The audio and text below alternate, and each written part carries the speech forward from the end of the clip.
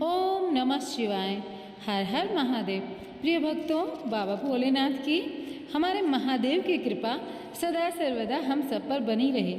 आप सभी के जीवन में सदैव सुख रहे और जो भी इस पावन पुण्यमयी कथा को सुन रहे हैं उनके जीवन के सारे कष्ट बाबा भोलेनाथ दूर कर दे। इसी कामना के साथ में चलिए शुरू करते हैं आज का यह बहुत ही पावन और पुण्य अध्याय। तो आज के अध्याय में हम सुनेंगे भगवान शिव का गंगावतरण तीर्थ में तपस्या के लिए आना, हिमवान द्वारा उनका स्वागत, पूजन और स्तवन तथा भगवान शिव की आज्ञा के अनुसार उनका उस स्थान पर दूसरों को न जाने देने की व्यवस्था करना। तो भक्तों, आप सभी से हाथ जोड़कर एक निवेदन करना चाहूँगी कि अगर आप यह कथा सुन रहे हैं तो नित्य प्रतिदिन सुने और आप जब भी कथा सुनना शुरू करते हैं तो उसका पूरा अध्याय सुने, बीच में ना छोड़ें। बीच में छोड़ने से हम पाप के भागी होते हैं। हम हमारे जीवन काल में भगवान के लिए भगवान का दिया हुआ यह कीमती समय अवश्य निकाल सकते हैं। तो भगवान के लिए इन कथाओं को अवश्य सुने अपना जीवन सुगम बनाने के लिए। और यह कथाएं आप अपने घर का जो भी कार्य हैं ग्रह के, वह करते करते भी सुन सकते हैं। तो चलिए शुरू करते हैं आज की इस पावन पुण्यमयी कथा को। ब्रह्मा जी कहते हैं, नारद, हिमवान की पुत्री लोक पूजित शक्ति स्वरूपा पार्वती हिमालय के घर में रहकर बढ़ने लगी। जब उनकी अवस्था 8 वर्ष की हो गई तब सती के विरह से कातर हुए शंभु को उनके जन्म का समाचार मिला। नारद उस अद्भुत बालिका पार्वती को हृदय में रखकर वे मन ही मन बड़े आनंद का अनुभव करने लगे। इसी बीच लौकिक गति का आश्रय ले शंभु ने अपने मन को एकाग्र करने के लिए तप करने का विचार किया। नंदी आदि कुछ शांत पार्षदों को साथ ले वे हिमालय के उत्तम शिखर पर गंगावतार अर्थात गंगोत्री नामक तीर्थ में चले गए, जहाँ पूर्व काल में ब्रह्मधाम से च्युत होकर समस्त पाप राशि का विनाश करने के लिए चली हुई परम पावनी गंगा पहले पहल भूतल पर अवतीर्ण हुई थी। जितेंद्रिय हर ने वहीं रहकर तपस्या आरंभ की। वे आलस्य रहित हो चेतन ज्ञान स्वरूप नित्य ज्योतिर्मय निरामय जगन्मय चिदानंद स्वरूप द्वैतहीन तथा आश्रय रहित अपने आत्मभूत परमात्मा का एकाग्र भाव से चिंतन करने लगे। भगवान हर के ध्यान परायण होने पर नंदी भृंगी आदि कुछ अन्य पार्षदगण भी ध्यान में तत्पर हो गए। उस समय कुछ ही प्रथम गण परमात्मा शंभु की सेवा करते थे। वे सबके सब मौन व्रत रहते और एक भी शब्द नहीं बोलते थे। कुछ द्वारपाल हुई। इस समय गिरिराज हिमवान के पास औषध बहुल शिखर पर भगवान शंकर का शुभ आगमन सुनकर उनके प्रति आदर की भावना से वहां आए।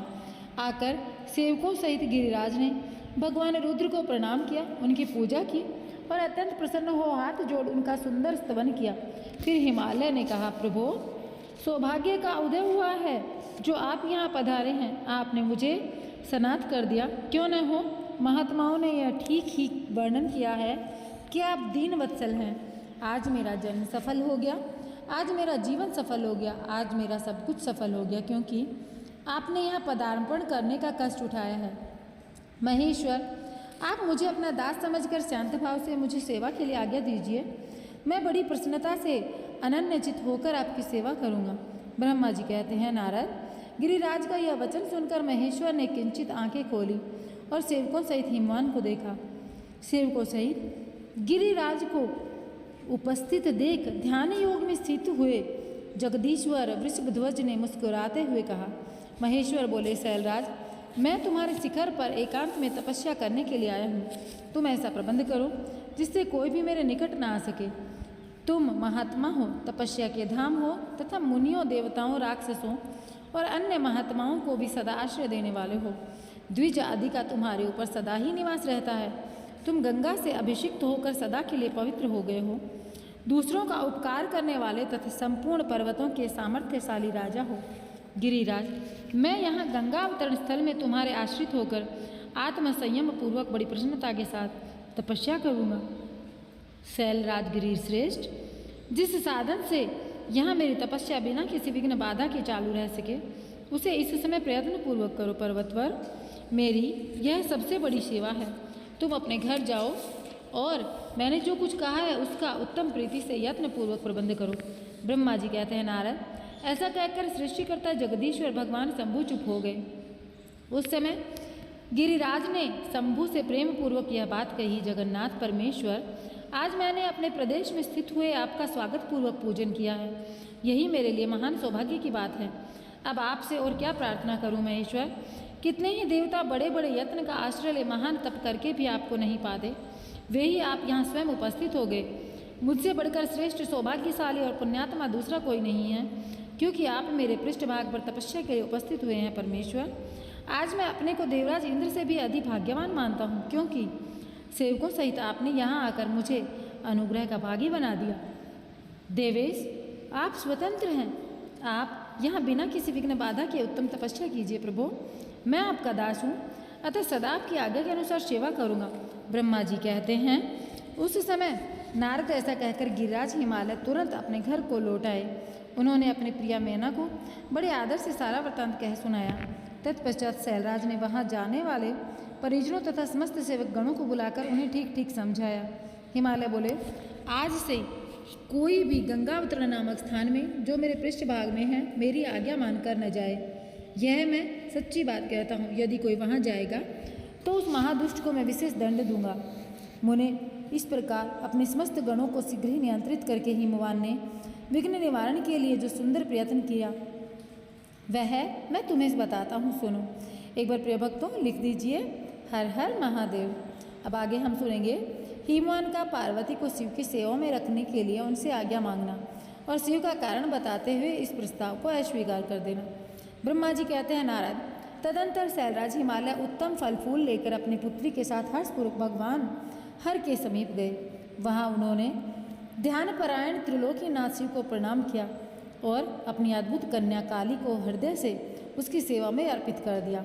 फल फूल आदि सामग्री उनके सामने रखकर पुत्री को आगे करके शैलराज ने शंभु से कहा, भगवान, मेरी पुत्री आप भगवान चंद्रशेखर की सेवा करने के लिए उत्सुक है, अतः आपके आराधन की इच्छा से मैं इसको साथ लाया हूँ। यह अपनी दो सखियों के साथ सदा आप शंकर की सेवा में रहेगी। नाथ, यदि आप मुझ पर अनुग्रह करें तो इस कन्या को सेवा के लिए आज्ञा दें। तब भगवान शंकर ने उस परम मनोहर काम रूपिणी कन्या को देखकर आंखें मूंद ली और अपने त्रिगुणातीत अविनाशी परम तत्व उत्तम रूप का ध्यान आरंभ किया। उस समय सर्वेश्वर एक सर्वव्यापी जटाजूटधारी वेदांत वेद चंद्रकला विभूषण शंभु उत्तम आसन पर बैठकर नेत्र बंद किए तप ध्यान में लग गए। यह देखकर हिमाचल ने मस्तक झुकाकर पुनः उनके चरणों में प्रणाम किया। यद्यपि उनके हृदय में दीनता नहीं थी तो भी वे उस समय इस संशय में पड़ गए कि न जाने भगवान मेरी प्रार्थना स्वीकार करेंगे कि नहीं। वक्ताओं में श्रेष्ठ गिरिराज हिमवान ने जगत के एकमात्र बंधु भगवान शिव से इस प्रकार कहा। हिमालय बोले, देवाधिदेव महादेव करुणा शंकर विभो, मैं आपकी शरण में आया हूँ, आंखें खोलकर मेरी ओर देखिए शिव। सर्व महेशवान जगत को आनंद प्रदान करने वाले प्रभु महादेव, आप संपूर्ण आपत्तियों का निवारण करने वाले हैं। मैं आपको प्रणाम करता हूँ स्वामी। प्रभु, मैं अपनी इस पुत्री के साथ प्रतिदिन आपका दर्शन करने के लिए आऊँगा, इसके लिए आदेश दीजिए। उनकी यह बात सुनकर देवाधिदेव महेश्वर ने आंखें खोलकर ध्यान छोड़ दिया और कुछ सोच समझकर कहा। महेश्वर बोले, गिरिराज, तुम अपनी इस कुमारी कन्या को घर में रखकर ही नित्य मेरे दर्शन को आ सकते हो, अन्यथा मेरा दर्शन नहीं हो सकता। महेश्वर की ऐसी बात सुनकर शिवा के पिता हिमवान मस्तक झुकाकर उन भगवान शिव से बोले, प्रभु, यह तो बताइए कि किस कारण से मैं इस कन्या के साथ आपके दर्शन के लिए नहीं आ सकता? क्या यह आपकी सेवा की योग्य नहीं? फिर इसे लाने का क्या कारण है? यह मेरी समझ में नहीं आता कि आखिर मैं क्यों न लाऊं। यह सुनकर भगवान वृषभ ध्वज शंभु हंसने लगे और विशेषतः दुष्ट योगियों के लोकाचार का दर्शन कराते हुए वे हिमालय से बोले, शैलराज, यह कुमारी सुंदर कटी प्रदेश से सुशोभित तनवंगी चंद्रमुखी और शुभ लक्षणों से संबद्ध है, इसलिए इसे मेरे समीप तुम्हें नहीं लाना चाहिए। इसके लिए मैं तुम्हें बारंबार रोकता हूँ। वेद के पारंगत विद्वानों ने नारी को माया रूपिणी कहा है। विशेषतः युवती स्त्री तो तपस्वी जनों के तप में भी विघ्न डालने वाली ही होती है। गिरिश्रेष्ठ, मैं तपस्वी योगी और सदा माया से निर्लिप्त रहने वाला हूँ, मुझे युवती स्त्री से क्या प्रयोजन? तपस्वियों के श्रेष्ठ आश्रय हिमालय, इसलिए फिर तुम्हें ऐसी बात नहीं करनी चाहिए, क्योंकि तुम वेदोक्त धर्म में प्रवीण ज्ञानियों में श्रेष्ठ और विद्वान हो। अचल राज, स्त्री के संग में मन में विघ्न विषय वासना उत्पन्न हो जाती है, उससे वैराग्य नष्ट होता है और वैराग्य होने से पुरुष उत्तम तपस्या से भ्रष्ट हो जाता है। इसलिए शैल तपस्वी को स्त्रियों का संग नहीं करना चाहिए, क्योंकि स्त्री महाविषय वासना की जड़ एवं ज्ञान वैराग्य का विनाश करने वाली होती है। ब्रह्मा जी कहते हैं, नारद, इस तरह की बहुत सी बातें कहकर महायोगी शिरोमणि भगवान महेश्वर चुप हो गए। देव ऋषि शंभु का यह निरामय निष्प्रह निष्ठुर वचन सुनकर काली के पिता हिमवान चकित कुछ व्याकुल और चुप हो गए। तपस्वी शिव की कही हुई बात सुनकर और गिरिराज हिमवान को चकित हुआ जानकर भवानी पार्वती उस समय भगवान शिव को प्रणाम करके विशद वचन बोली। तो प्रिय भक्तों, आगे इस अध्याय में हम सुनेंगे पार्वती और शिव का दार्शनिक संवाद। शिव का माँ पार्वती को अपनी सेवा के लिए आज्ञा देना और पार्वती द्वारा भगवान की प्रतिदिन सेवा करना। तो भवानी ने कहा, योगिनी, आपने तो तपस्वी होकर गिरिराज से यह बात कह डाली। प्रभु, आप ज्ञान विशारद हैं, तो भी अपनी बात का उत्तम मुझसे सुनिए। फिर शंभो, आप तप शक्ति से संपन्न होकर भी बड़ा भारी तप करते हैं। उस शक्ति के कारण ही आप महात्मा को तपस्या करने का विचार हुआ। सभी कर्मों का करने को जो वह शक्ति है उसे प्रकृति जानना चाहिए। प्रकृति से ही सबकी सृष्टि पालन संहार होता है। भगवान, आप कौन हैं और सूक्ष्म प्रकृति क्या है, इसका विचार कीजिए। प्रकृति के बिना लिंग रूपी महेश्वर कैसे हो सकते हैं? आप सदा प्राणियों के लिए जो अर्चनीय, वंदनीय और चिंतनीय हैं, वह प्रकृति के ही कारण हैं। इस बात को हृदय से विचार करिए। आपको जो करना है वह सब कीजिए। ब्रह्मा जी कहते हैं, नारद, पार्वती जी के इस वचन को सुनकर महती लीला करने में लगे और प्रसन्नचित्त महेश्वर हंसते हुए बोले। महेश्वर ने कहा, मैं उत्कृष्ट तपस्या द्वारा ही प्रकृति का नाश करता हूँ और स्वतः प्रकृति रहित शंभु के रूप में स्थित होता हूँ। अतः सत्पुरुषों को कभी या कहीं प्रकृति का संग्रह नहीं करना चाहिए। लोक आचार से दूर एवं निर्विकार रहना चाहिए। नारद, जब शंभु ने लौकिक व्यवहार के अनुसार यह बात कही, तब काली मन ही मन हंसकर मधुर वाणी में बोली। काली ने कहा, कल्याणकारी प्रभो, योगिन, आपने जो बात कही, क्या वह वाणी प्रकृति नहीं है? फिर आप उससे परे क्यों नहीं हो गए? क्यों प्रकृति का सहारा लेकर बोलने लगे? इन सब बातों का विचार करके तात्विक दृष्टि से जो यथार्थ हो उसी को कहना चाहिए। यह सब सदा प्रकृति से बंधा हुआ है, इसलिए आपको न तो बोलना चाहिए न ही कुछ करना चाहिए, क्योंकि कहना और करना सब व्यवहार प्राकृति ही है। आप अपनी बुद्धि से इसको समझिए। आप जो कुछ सुनते, खाते, देखते और करते हैं वह सब प्रकृति का ही तो कार्य है। झूठे वाद विवाद करना व्यर्थ है। प्रभो शंभो, यदि आप प्रकृति से परे हैं तो इस समय इस हिमवान पर्वत पर आप तपस्या किस लिए करते हैं? हर प्रकृति ने आपको निगल लिया है, अतः आप अपने स्वरूप को नहीं जानते। यदि आप अपने स्वरूप को जानते हैं तो किस लिए तप करते हैं? योगिन, मुझे आपके साथ विवाद करने की क्या आवश्यकता? प्रत्यक्ष प्रमाण उपलब्ध होने पर विद्वान पुरुष अनुमान प्रमाण को नहीं मानते। जो कुछ प्राणियों की इंद्रियों का विषय होता है वह सब ज्ञानी पुरुषों को बुद्धि से विचार कर प्राकृतिक ही मानना चाहिए। योगीश्वर, बहुत कहने से क्या लाभ? मेरी उत्तम बात सुनिए। मैं प्रकृति हूँ, आप पुरुष हैं, यह सत्य है और इसमें कुछ भी संशय नहीं। मेरे अनुग्रह से ही आप सगुण और साकार माने गए हैं। मेरे बिना तो आप निरीह हैं, कुछ भी नहीं कर सकते। आप जितेंद्रिय होने पर भी प्रकृति के अधीन हैं, सदा नाना प्रकार के कर्म करते रहते हैं, फिर निर्विकार कैसे रहते हैं और मुझ में लिप्त कैसे नहीं? शंकर, यदि आप प्रकृति से परे हैं और यदि आपका यह कथन सत्य है तो आपको मेरे समीप रहने पर भी डर नहीं लगना चाहिए। ब्रह्मा जी कहते हैं, पार्वती का यह सांख्य शास्त्र के अनुसार कहा हुआ वचन सुनकर भगवान शिव वेदांत मंत्र में स्थित हो उनसे यूँ बोले। श्री शिव ने कहा, सुंदर भाषण करने वाले गिरिजे, यदि तुम सांख्य मत को धारण करके ऐसी बात कहती है तो प्रतिदिन मेरी सेवा करो, परंतु वह सेवा शास्त्र निषिद्ध नहीं होनी चाहिए।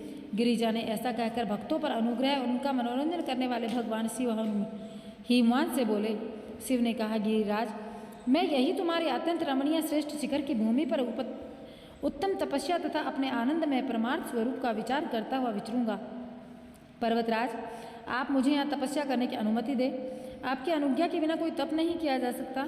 देवादिदेव शूलधारी भगवान शिव का यह कथन सुनकर हिमवान ने उन्हें प्रणाम करके कहा, महादेव, देवता, असुर, मनुष्य सहित संपूर्ण जगत तो आपका ही है। मैं तुच्छ होकर आपसे क्या कहूँ?